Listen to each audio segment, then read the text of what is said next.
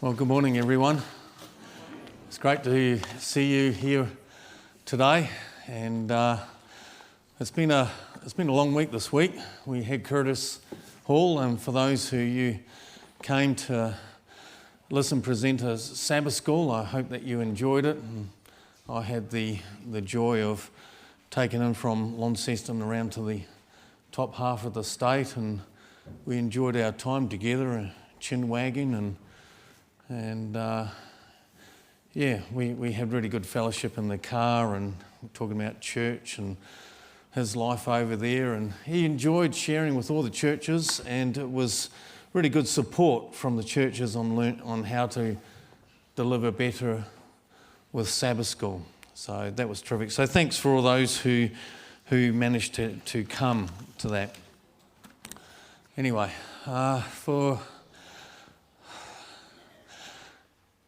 years ago, I went to a place called Old Sydney Town. Does anyone know Old Sydney Town or heard of it?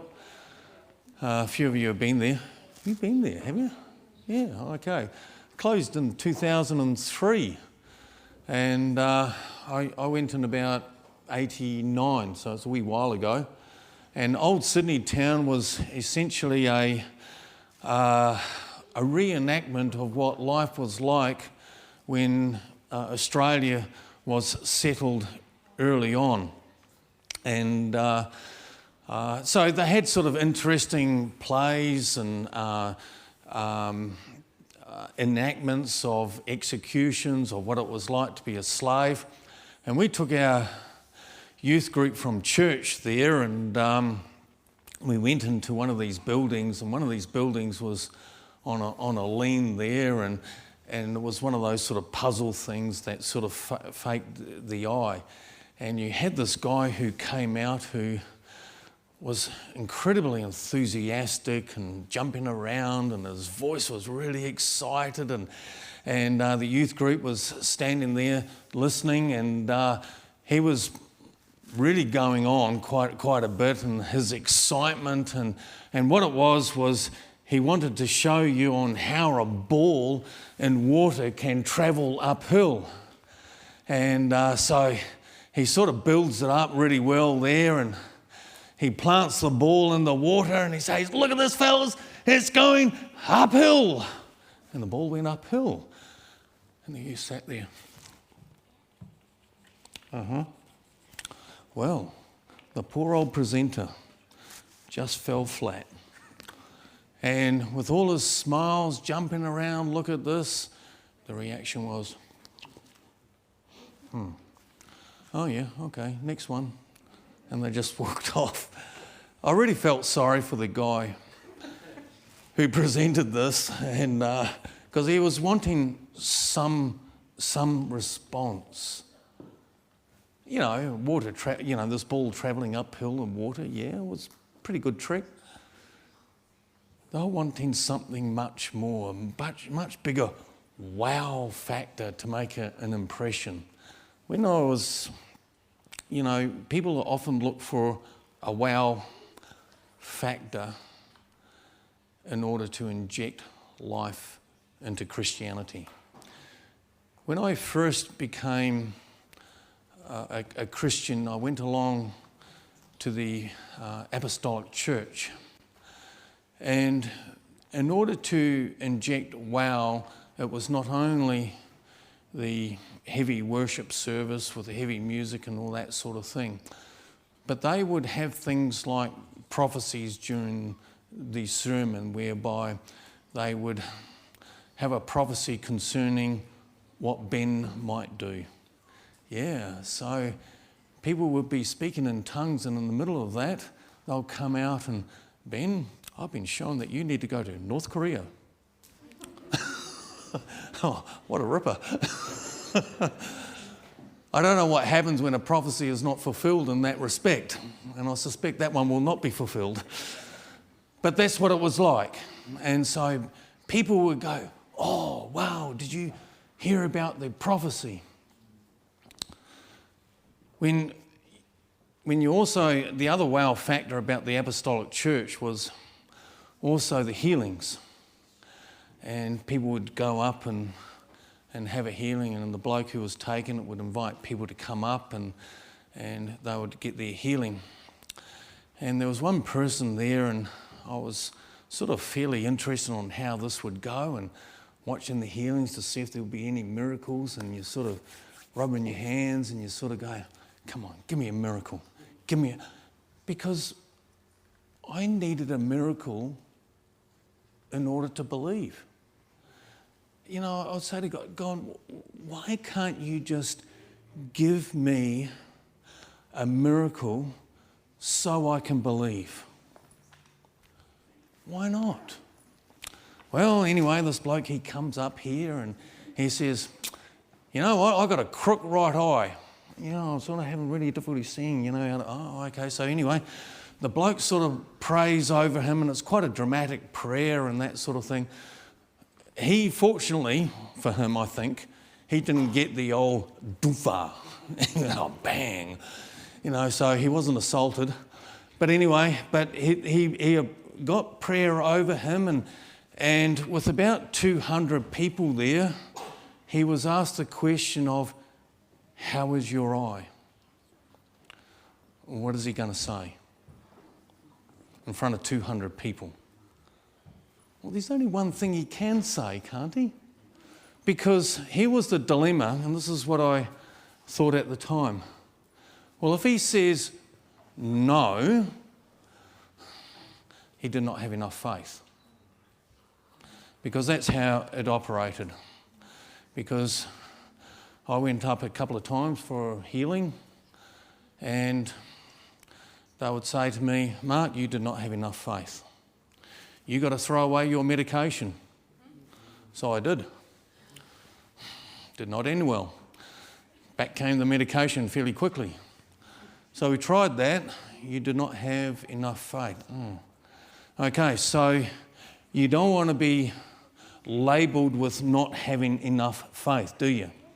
So here's this bloke here, got a crook eye, and the guy up the front there is asking him, a little bit like this guy at Old Sydney Town, well, what do you think, eh? Well, how's your eye?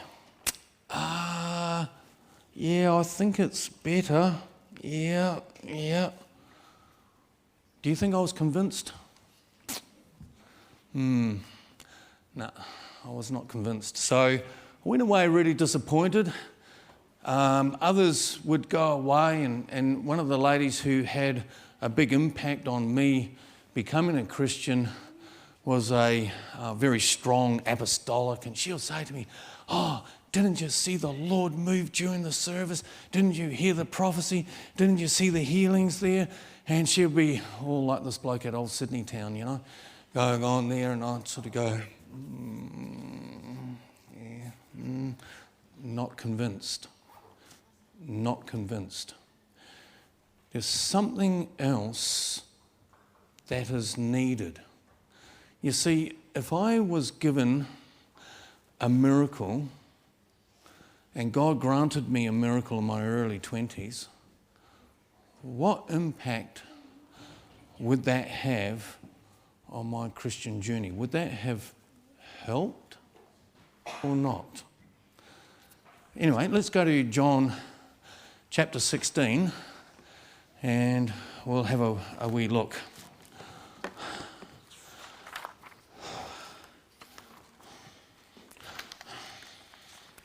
John chapter 16.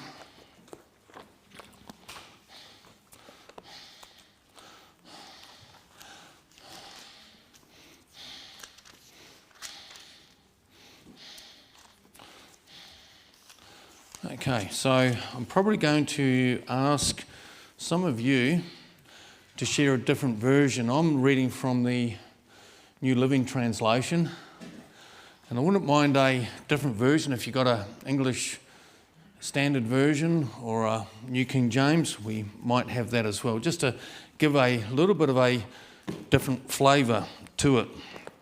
Okay, so, all right. Let's read from verse 5. Now I am going away to the one who sent me, and not one of you is asking, where I am going. Instead, you grieve because what I have told you. But in fact, it is best for you that I go away, because if I don't, the advocate won't come. If I go away, then I will send him to you. And when he comes, he will convict the world of sin and of God's righteousness and of the coming judgment. And the world's sin is that they refuse to believe in me. Righteousness is available because I go to the Father and you will see me no more. Judgment will come because the ruler of this world has already been judged. Okay, so when did Jesus give this speech? Do you remember in John chapter 13, at the end of that one? Where were they? They were up in the what room? The upper room. Jesus washed the feet. Judas had left. What was going to happen that night? The betrayal, the arrest. So we're looking at Jesus' last words here. Okay? So 14, 15, 16. So, as Jesus' last words here,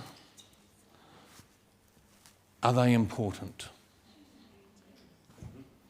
Now, I want you to imagine, if you've been in the situation of when you've had a parent who is in the process of passing away, they usually don't make too many jokes, do they?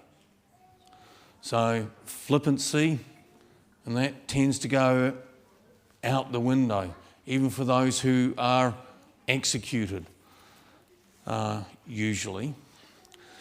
Although, yeah, anyway. Usually they leave flippancy out of it. So this is Jesus' last words here, and so this then becomes quite important to them.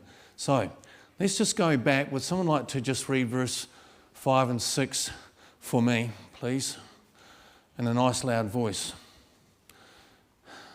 Thanks, Peter. But now I go away to him who sent me, and none of you ask me, where are you going? But because I have said these things to you, sorrow has filled your heart. 7? Yep. Nevertheless, I tell you the truth. It is to your advantage that I go away.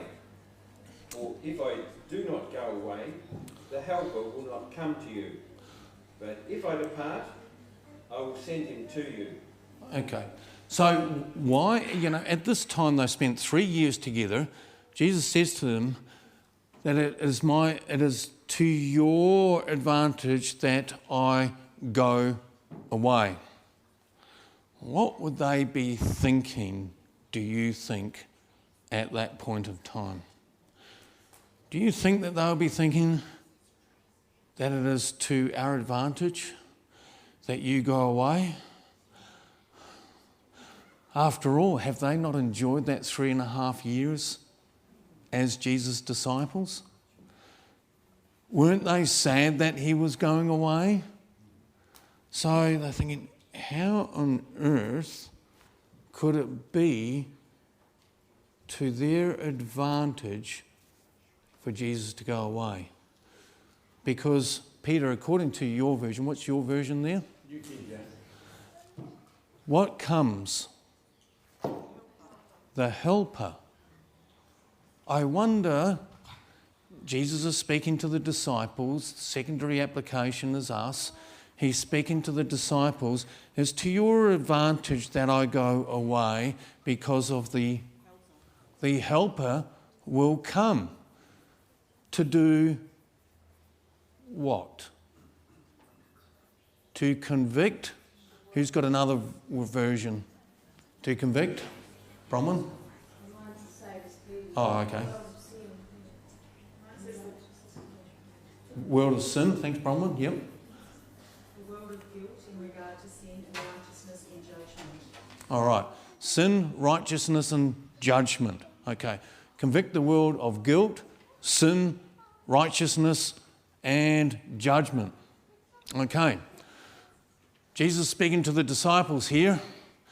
He's has not Jesus spoken about sin, guilt, judgment, and righteousness? How was that going for them? Okay. Now, you remember I said to you about the wow factor. If you recall, what are some of the miracles that Jesus had performed? Help me out here. What are some of the miracles that he performed? Raising the dead. Exorcisms, good. Casting out demons, all right? Curing blindness, lameness. Feeding 4,000 or 5,000, both actually. Sorry? Controlling nature, that was a good one. Yeah. Turning water into wine, helping out a good old wedding. Yeah, not overly appreciated by some, but you know. So anyway, all those miracles. Now, Bronwyn, you started first off the rank there with raising of the dead. Now, the raising of Lazarus was clearly much better than any of the acts that old Sydney town performed. When it came to the raising of the dead, everybody, people stood around and go, wow, that was amazing. 4 days in the tomb. Not bad at all. Not bad. The other half went away and thought, how can we kill Jesus? I don't get that. I don't get how raising of Lazarus. Here we go. This is the ultimate miracle up to that point. And they go away and think, how can we go away and kill Jesus? All right, for any other normal, rational person, you would go, wow. You'd sit there over lunch and you'd be chin-wagging about that, wouldn't you? You'll be saying, did you see Lazarus come out of the tomb? And you just go, wow, 4 days there? Incredible. So when you would have seen that, let's say, on a Wednesday, what happens next week when you're having a good old chin-wag over lunch? You start talking about, not about Lazarus, you start talking about, I better go and plough the field, hadn't I? Better go and do such and such. The week after, better go shopping. What happened about the miracle? Now, that was startling. To the disciples, all the miracles that they saw were startling to them. But there was something missing. Now, because up until this time, they were all vying to be what? Number one.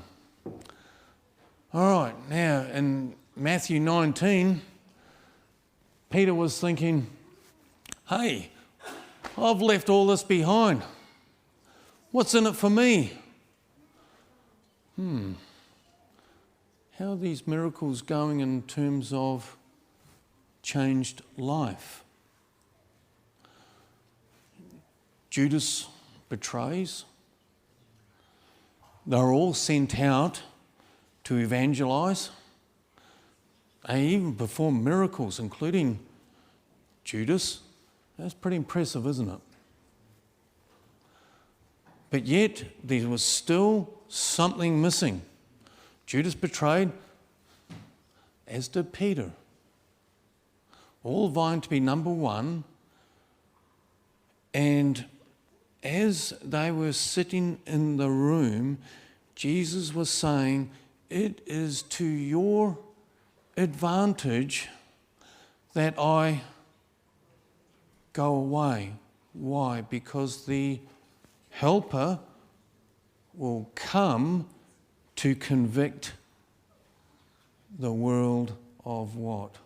Guilt, sin, righteousness, and judgment.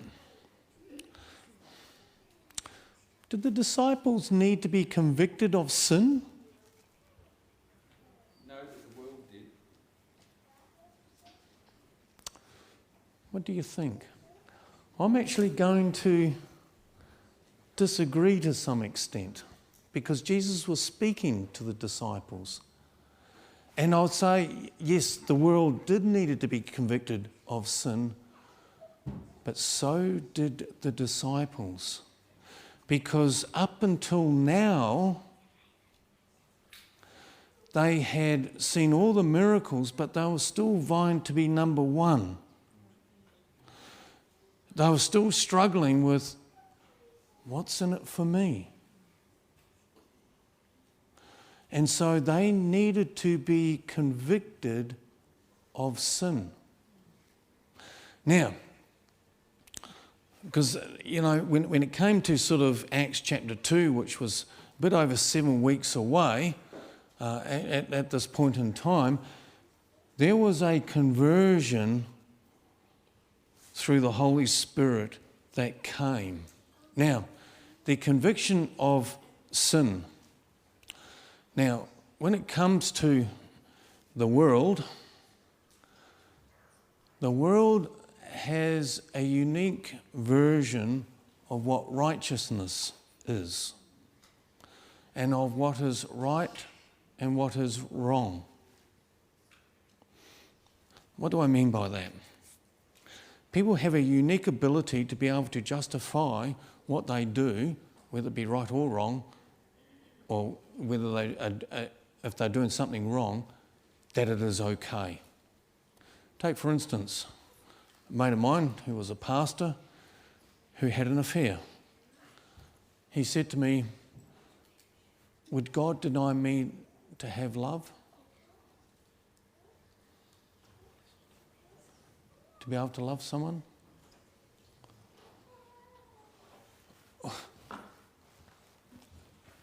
So that's okay to leave your 4 kids for someone else, and so to do that,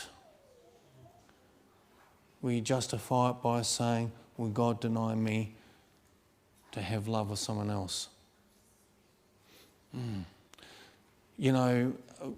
you have a couple of our workers in the post office, one of them would have a bottle of meths behind the filing cabinet to have a swig. And yes, it was meths. The other one would have a bottle of gin in her handbag, but both would say, I can handle it. Okay, so you justify it by saying we can handle it. I can be rude and upfront, and I'm just an upfront person. And justify rudeness, we say, well, I'm just a blunt person, and I'm just a confident person. And so, there's a word that we call this. To an alcoholic, we call it living in. And when it comes to an alcoholic, it is easy. But when it comes to things like greed, I'm not tempted by greed.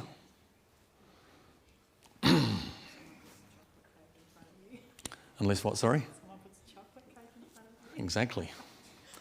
You want 2 pieces, please. So when it comes to greed, I say, well, no, I'm not. I'm okay with that. It's not tempted. And so we have a unique ability. The human mind has a unique ability to argue what I am doing as okay. Are you following me on that one? Now, when it comes to politics when 1,450 people who lost their lives, who were mercilessly gunned down, men, women, children and babies, you'll be surprised at the justification of that is somehow okay. Is that okay? See, moral clarity seems to have gone out the window.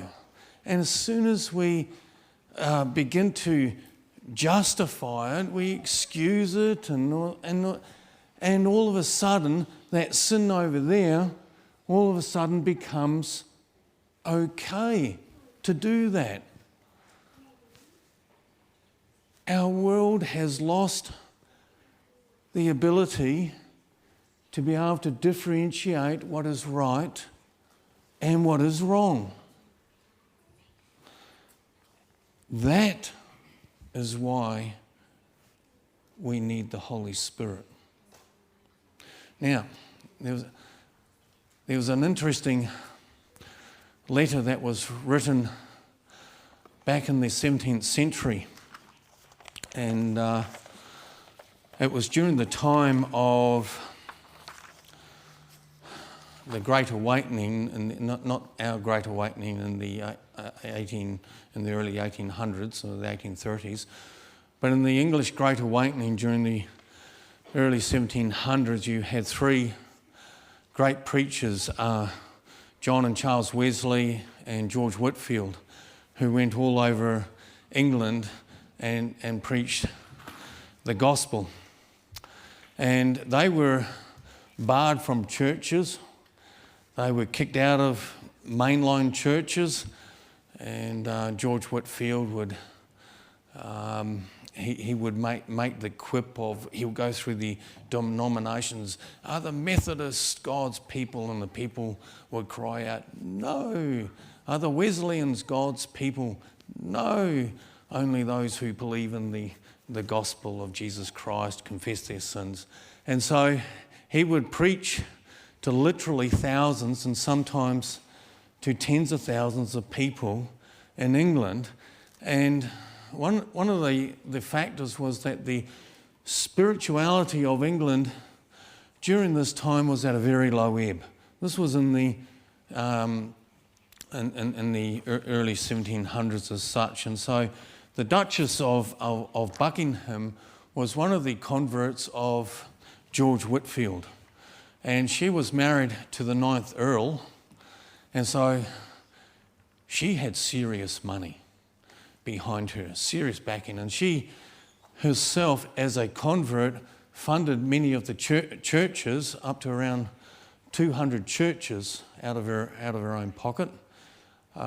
She also was well known to help and assist the poor in her community. So she lived the faith. She even started an alternate university to Oxford when 2 students were kicked out. Now, being a faithful Christian as she was, she wanted to invite all the rich knobs, the hobnobs, to come and listen to George Whitefield. And so she wrote to all of them and invited them to come along, and she got a very nice letter from Lady Huntington. Lady Huntington said this. She writes very well. I thank your ladyship for the information concerning these preachers. Their doctrines are most repulsive and strongly tinctured with impertinence and disrespect toward their superiors, and that they are perpetually endeavouring to level all ranks and do away with all distinctions.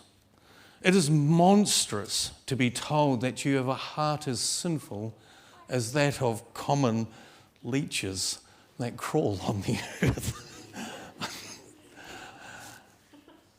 Just why not tell us what you think? This is highly offensive and insulting, and I cannot but wonder that your ladyship should relish any sentiment so such at variance with high rank and good breeding. Isn't that beautiful? Now, this is a Christian world back then, and this was a Christian world, highly structured, set on the strong Christian foundation.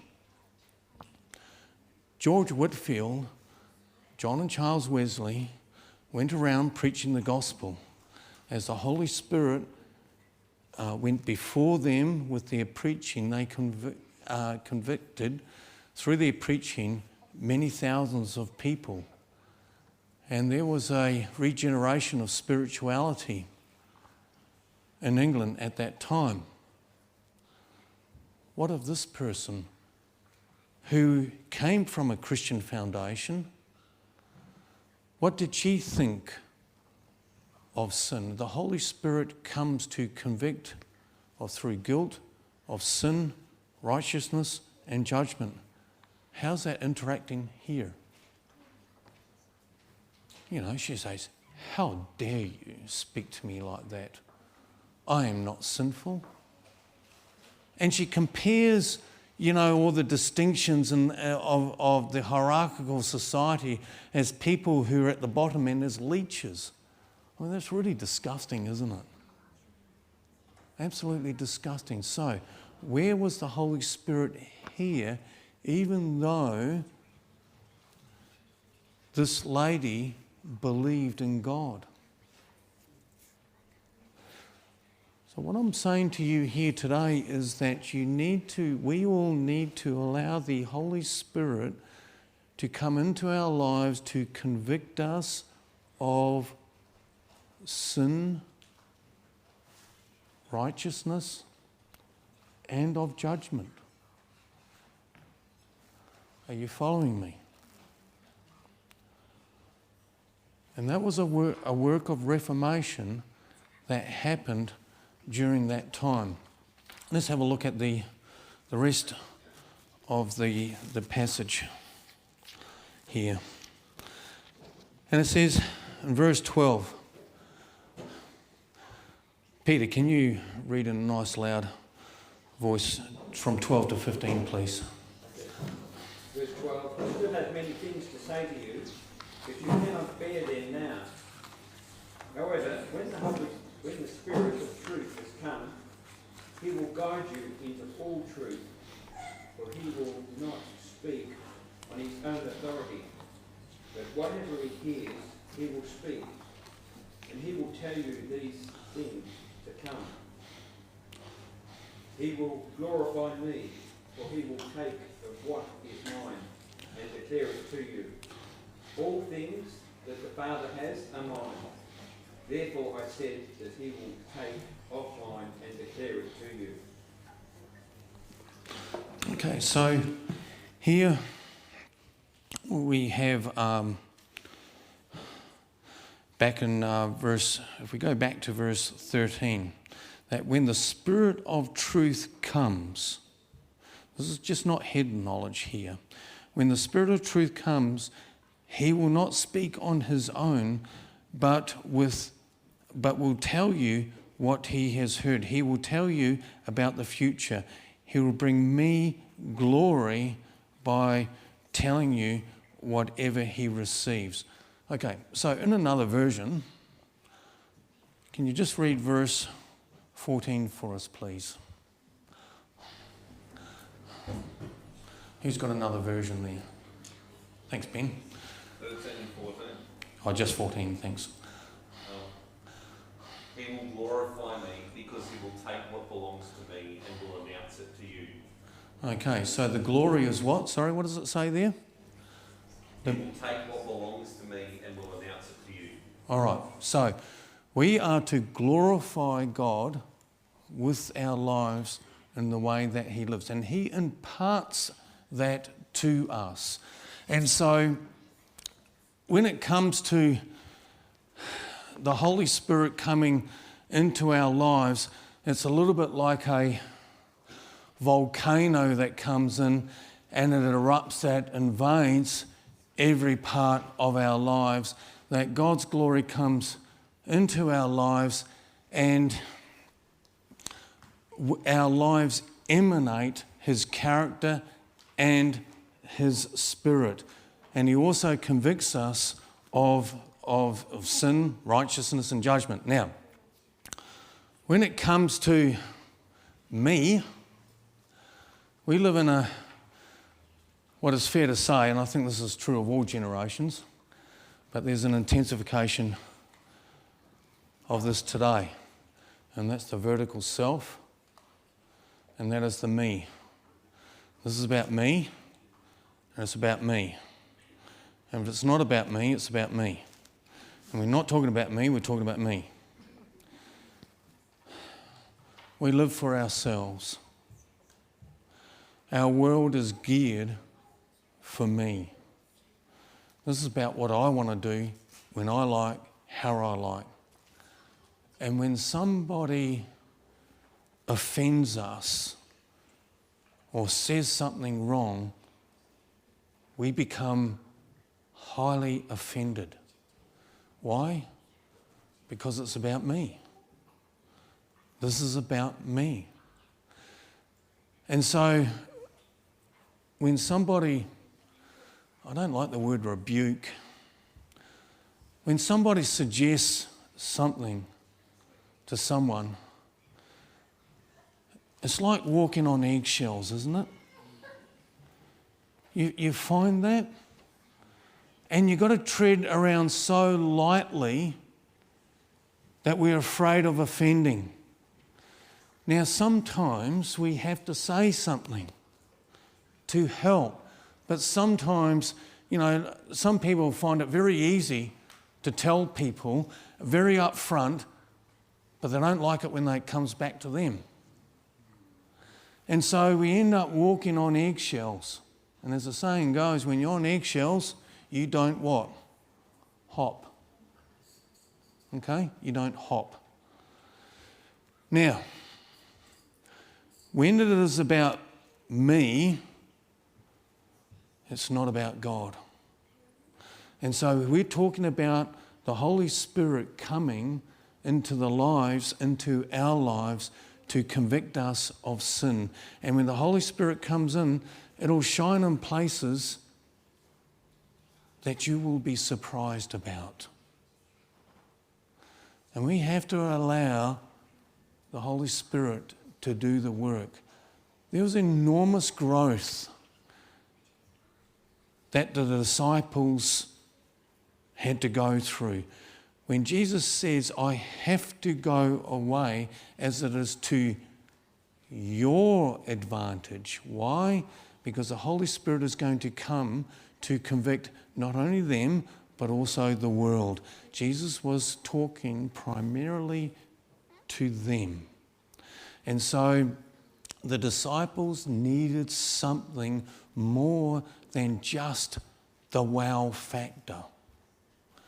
Needed something more than just, hey, the healing of that lepers, that was pretty good, impressive. They needed something more. We need more as well.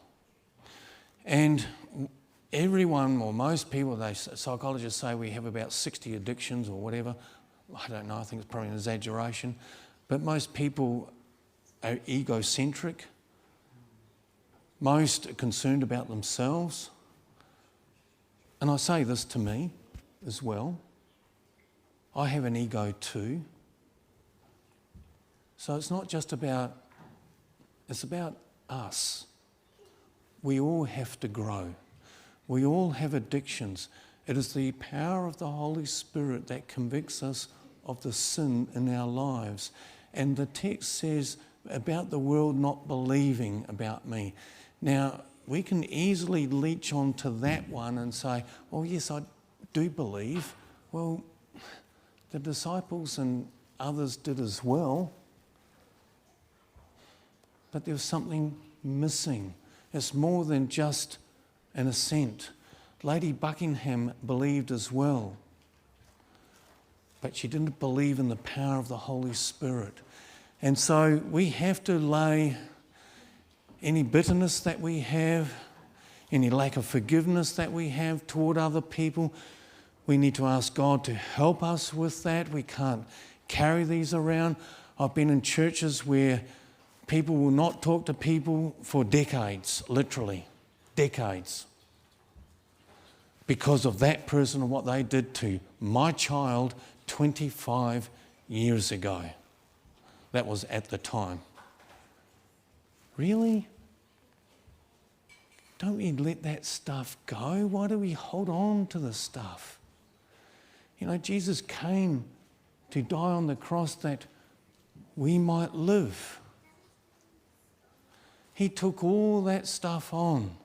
He endured the bitterness and the hatred of his own church members, but yet he still chose to go to the cross that we might live. He didn't hold back. Yes, bad things happen in churches. Yes, people only just last week said to me, you know, I get treated better, not in this church. I get treated better outside than I do in the church. Well, so be it.